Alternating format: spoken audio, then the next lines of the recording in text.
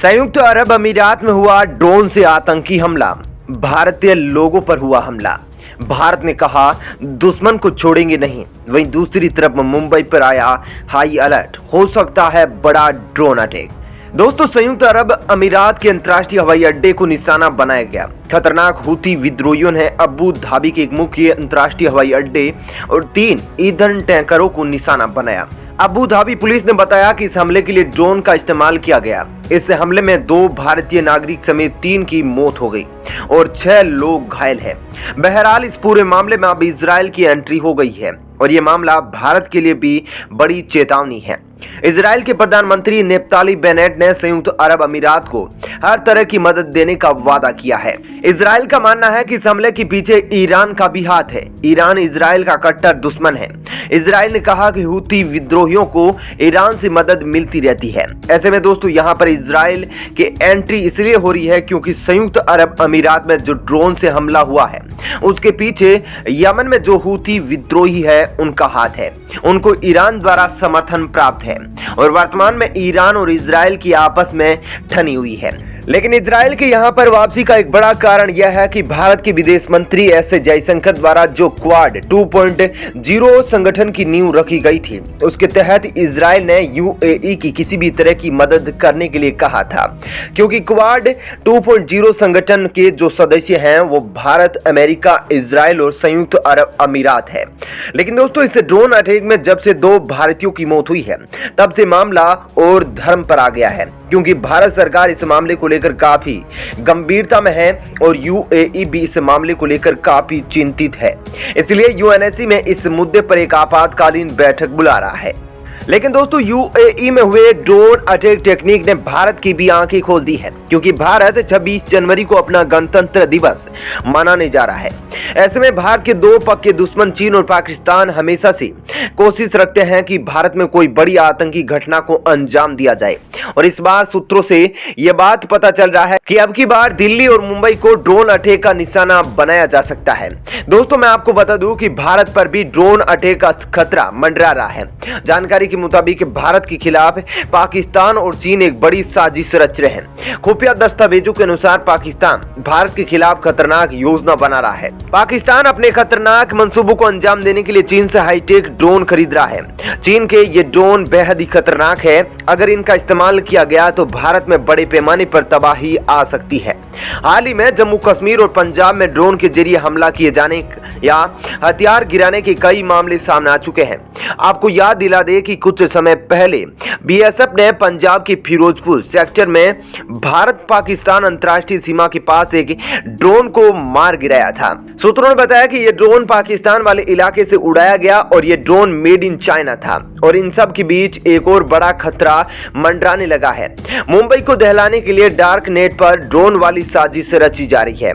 Maharashtra cyber cell को पिछले कुछ वक्त में डार्क नेट पर लगातार मुंबई और महाराष्ट्र को लेकर ड्रोन हमले से जुड़ी बातचीत का पता चला है।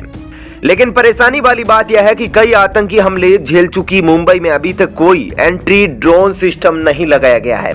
आपको बता दें कि कोई भी ड्रोन अटैक 20 से 30 किलोमीटर की दूरी से आसानी से किया जा सकता है। इसके लिए आतंकवादियों को जगह पर मौजूद रहने की कोई जरूरत नहीं है। अब जिस तरह से खतरा तेजी से पैर पसार रहा है, ऐसे में सरकार के लिए यकीनन चुनौती बढ़ गई है।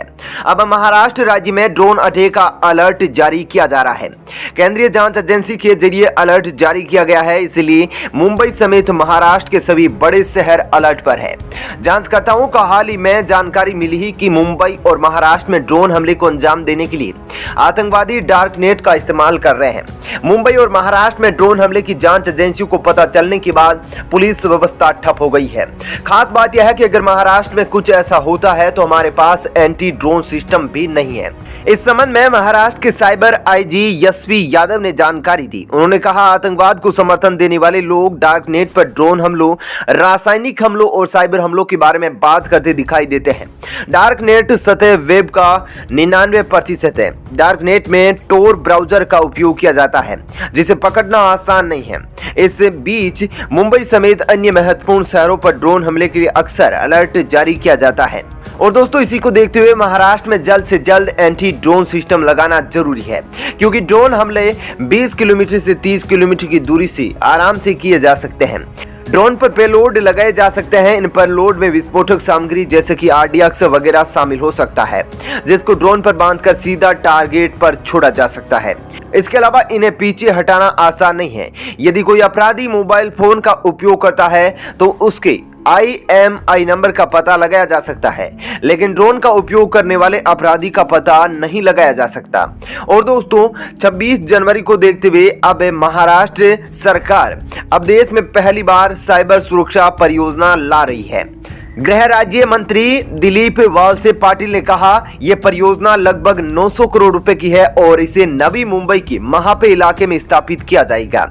इस परियोजना से जो लोग आतंकवाद को बढ़ावा देते हैं और डार्क वेब भारत में आतंकवादी घटनाओं का अंजाम देने वाली बात करते हैं, उसका पता लगाया जा सकता है।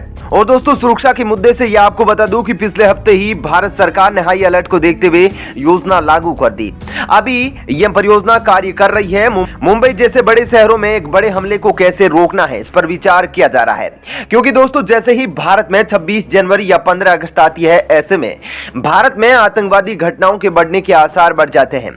और इस समय भारत के दो पक्के दुश्मन चीन पाकिस्तान सीमा पार हमेशा ये प्रयास करते रहते हैं कि बम धमाके से भारत के बड़े शहरों को जलाया जाए।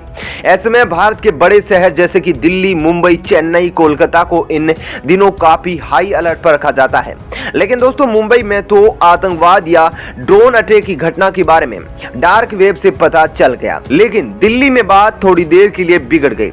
दोस्तों, 15 जनवरी को पूर्वी दिल्ली के गाजीपुर फूल मंडी के गेट नंबर 2 के बाहर एक लावारिस से बैग मिलने से हड़कंप मच गया था।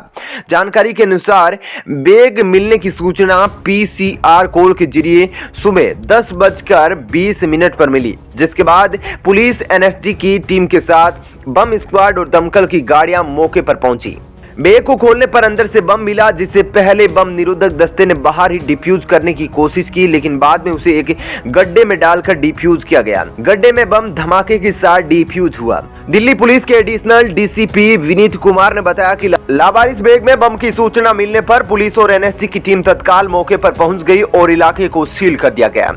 लोगों की सुरक्षा को ध्यान में रखकर फूल मंडी को भी खाली करवा दिया गया था और इस पूरे इलाके को पुलिस ने घेर लिया था और किसी को भी घेरे के अंदर आने की इजाजत नहीं थी। पहले रोबोटिक कंटेनर में रखा बम निरोधक दस्ते ने पहले बम को निष्क्रिय करने का प्रयास बाहर ही किया था। इसके लिए उसे एक रोबोटिक कंटेनर में रखा गया था, लेकिन बाद में किसी तरह का खतरा नहीं उठाते हुए उसे एक गड्ढे में डाला गया, जहां पर जोरदार धमाके के साथ बम डिफ्यूज हो गया। इस दौरान किसी भी तरह का नुकसान की कोई खबर नहीं आई। दोस्तों, ऐसे में भारत की सभी खुफिया एजेंसियां इस समय हाई अलर्ट पर है, खासकर जब दिल्ली में एक बम को डिफ्यूज किया जा चुका है और मुंबई में एक बड़े ड्रोन अटैक की बात चल रही है। तो दोस्तों, ऐसे में आप भी देश की आंख, नाक और कान बने और किसी भी संदिग्ध वस्तु मिलने पर तुरंत पुलिस को सूचित करें और देश को सुरक्षित रखें। जय हिंद, जय भारत।